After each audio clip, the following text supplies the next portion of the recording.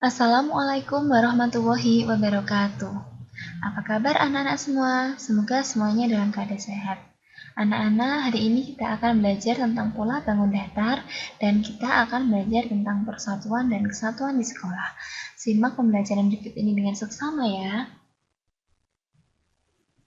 Tujuan pembelajarannya adalah yang pertama, mengelompokkan bangun datar. Yang kedua, menentukan bentuk permukaan benda. Yang ketiga, pola barisan dua bangun datar. Dan yang keempat, pola barisan 3 atau lebih pada bangun datar. Nah, yang pertama, mengelompokkan bangun datar. Sebelumnya, Ananda Ibu sudah belajar cara menunjukkan bagian sisi, sudut, dan titik sudut pada bangun datar. Banyaknya sisi, sudut, dan titik sudut pada bangun datar dapat digunakan untuk mengelompokkan bangun datar. Perhatikan contoh berikut ini. Nah, berikut ini merupakan tabel contoh mengelompokkan bangun datar. Dapat Ananda Ibu lihat semuanya ya. Bangun datar yang memiliki 3 sisi, 3 sudut, dan 3 titik sudut disebut juga dengan segitiga. Pada tabel dapat Ananda lihat contoh segitiganya, yaitu segitiga siku-siku dan segitiga sama sisi. Contoh lainnya seperti pada segitiga sama kaki dan segitiga sembarang. Sedangkan bangun datar yang memiliki 4 sisi, 4 sudut, dan 4 titik sudut disebut juga dengan segi 4. Contoh segi 4 pada tabel ada persegi panjang dan trapesium sama kaki. Contoh lainnya juga seperti pada persegi, jajar genjang, dan lain sebagainya. Selain daripada itu, ada juga loh yang memiliki banyak sisi, sudut, dan titik sudutnya lebih dari 3. Misalnya segi 5 memiliki banyak sisi 5, banyak sudut 5. Dan banyak titik sudut juga 5. Contoh lainnya segi 6. Banyak sisinya ada 6, banyak sudutnya ada 6, dan banyak titik sudutnya ada 6. Dapat Ananda sendiri kelompokkan ya.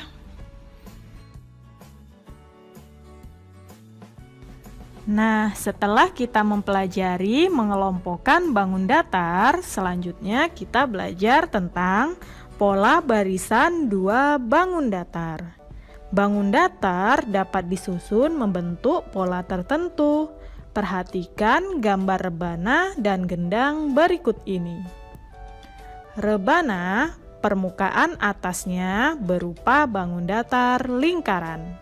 Sedangkan gendang, permukaan pada dindingnya membentuk bangun datar segitiga sama kaki. Nah, amatilah pola bangun datar berikut. Jika Ibu susun polanya seperti berikut: rebana, gendang, rebana, gendang, rebana, gendang, dan seterusnya, maka akan terbentuk pola bangun datar seperti berikut: lingkaran, segitiga, lingkaran, segitiga, lingkaran, segitiga. Jadi, susunan berikut dapat membentuk satu lingkaran, satu segitiga, satu lingkaran, satu segitiga, satu lingkaran, dan satu segitiga.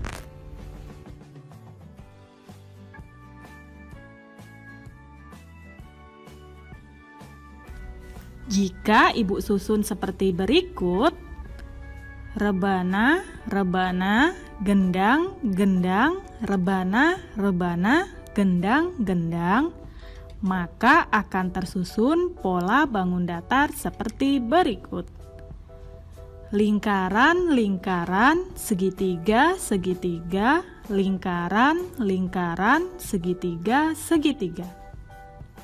Berarti polanya 2 lingkaran, 2 segitiga, 2 lingkaran, 2 segitiga.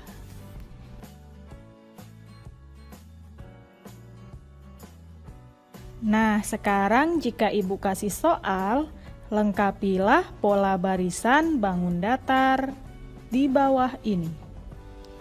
Segitiga, lingkaran, lingkaran, segitiga, lingkaran, titik-titik, titik-titik. Nah, kira-kira apa ya jawabannya? Iya, benar sekali. Jawabannya adalah lingkaran segitiga. Nah, dari sini sudah paham kan Ananda Ibu bagaimana cara menentukan pola barisan 2 bangun datar. Nah, selanjutnya kita pelajari tentang pola barisan 3 bangun datar dan seterusnya.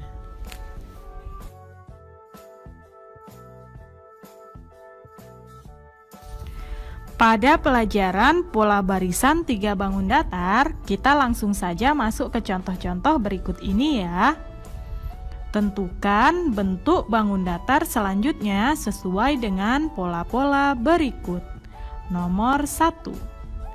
Polanya yaitu persegi, segi 5, segi 6, persegi, segi 5, segi 6, persegi, titik-titik, titik-titik. Nah, kira-kira bangun datar apa ya yang sesuai untuk mengisi titik-titik berikut? Sudah tahu jawabannya? Iya, benar sekali. Jawabannya yaitu segi 5, segi 6. Selanjutnya soal nomor 2. Segi 5, segi 6, segi 6, persegi. Segi 5, segi 6, segi 6, persegi. Titik-titik, titik-titik. Nah, sekarang kira-kira bangun datar apa ya yang sesuai untuk melengkapi titik-titik pada soal? Sudah tahu semuanya?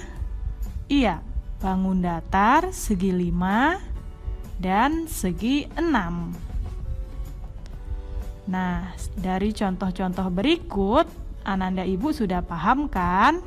Jika sudah paham, yuk kerjakan latihan-latihan yang akan Ibu berikan berikut ini. Namun sebelum kita memasuki latihan-latihan, marilah kita simpulkan materi pada hari ini. Bangun datar segitiga memiliki 3 sisi, 3 sudut, dan 3 titik sudut. Bangun datar segi 4 memiliki 4 sisi, 4 sudut, dan 4 titik sudut. Selanjutnya kita belajar tentang pola barisan 2 bangun datar. Pola barisan 2 bangun datar berarti yang disusun pada pola tersebut hanya memiliki 2 jenis bangun datar. Sedangkan jika pola barisan 3 bangun datar berarti pola yang dapat disusun hanya dari 3 jenis bangun datar, dan seterusnya.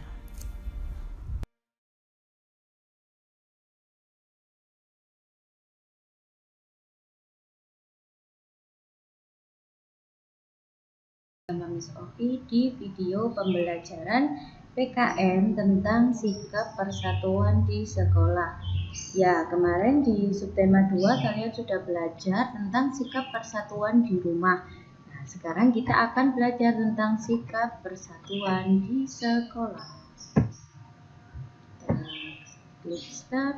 Ya. Sikap bersatu di sekolah adalah berkumpul atau bergabung menjadi satu dalam sekolah. Nah, contohnya ini bisa kalian lihat di gambar samping. Mereka sedang melakukan sikap persatuan. Nah, salah satunya bagaimana? Ini ada yang sedang bermain bersama, membaca buku bersama, berlarian bersama, kemudian bermain petak umpet, dan lain sebagainya. Kalau kemarin sikap bersatu di rumah itu berkumpul dengan keluarga, kalau di sekolah itu berkumpul dengan warga. Kita harus selalu membiasakan hidup bersih dan sehat di rumah, di sekolah, maupun di mana saja. Ya, hidup bersih dan sehat itu sangat penting ya. Coba lihat contoh di samping ini. Mereka sedang bergotong royong membersihkan kelas. Ada yang menyapu, ada yang membersihkan meja, mengelap kaca, dan menghapus papan tulis. Nah, kebersihan itu tidak hanya di sekolah saja, tapi juga di rumah dan di mana saja kalian berada.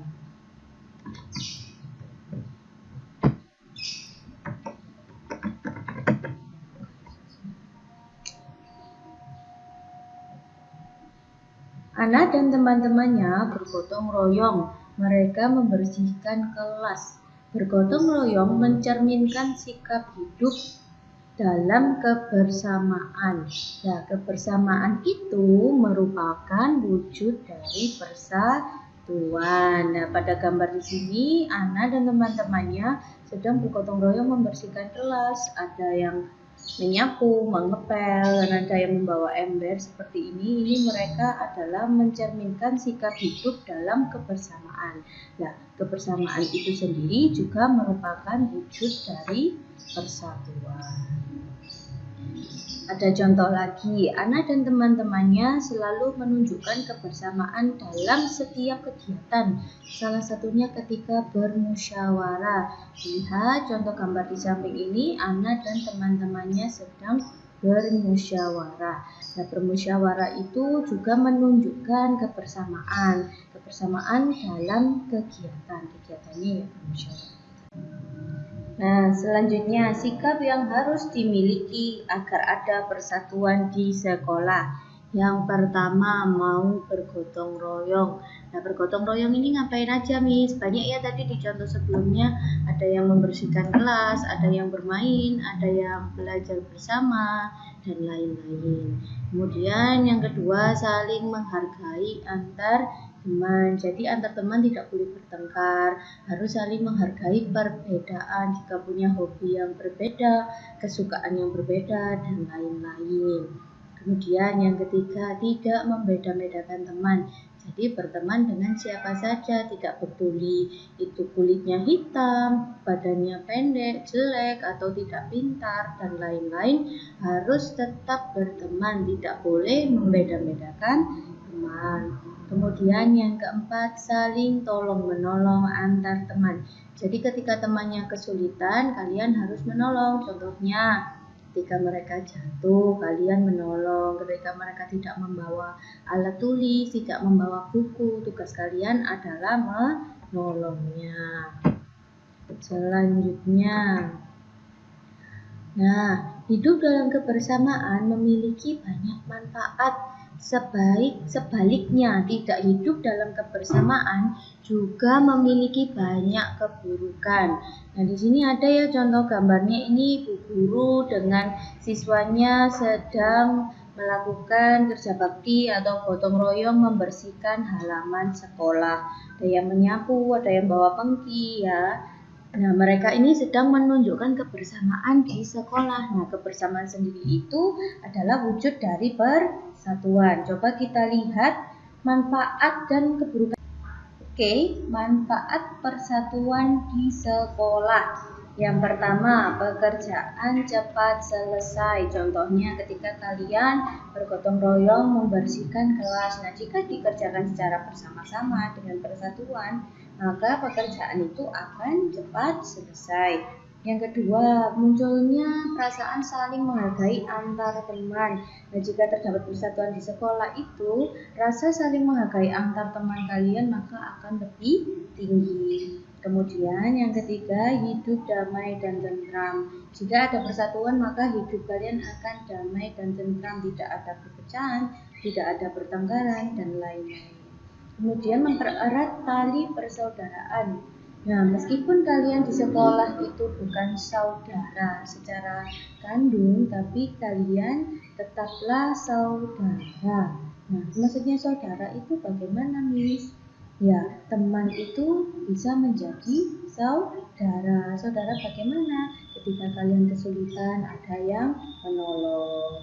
Ketika kalian kesusahan, juga ada yang membantu. Seperti itu ya yang dimaksud dengan mempererat tali persaudaraan, meskipun kalian bukan saudara kandung. Kemudian kita lanjut. Akibat persatuan di sekolah. Akibat itu adalah hal buruk yang akan kalian terima ketika tidak ada persatuan di sekolah. Yang pertama, pekerjaan lama selesai.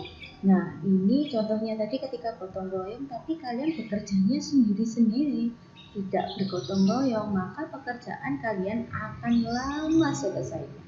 Kemudian yang kedua, terjadi perpecahan. Bisa ini perpecahan antar teman, jadi sering bertengkar, tidak sependapat, dan lain-lain. Kemudian yang ketiga, hidup tidak damai dan tidak tentram pastinya. Kenapa? Ya kan kalian nanti bertengkar. Kalau bertengkar itu pasti hidupnya tidak akan damai dan tidak tentram. Kemudian yang keempat, menimbulkan pertengkaran antar teman. Ya, jika tidak ada persatuan, maka salah satu akan menimbulkan pertengkaran. Alhamdulillah, pelajaran kita telah selesai. Semoga bermanfaat untuk Ananda Ibu semuanya. Pesan Ibu, tetap rajin belajar, jaga kesehatan, dan jangan kemana-mana.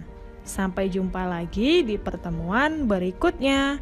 Ibu akhiri, Assalamualaikum.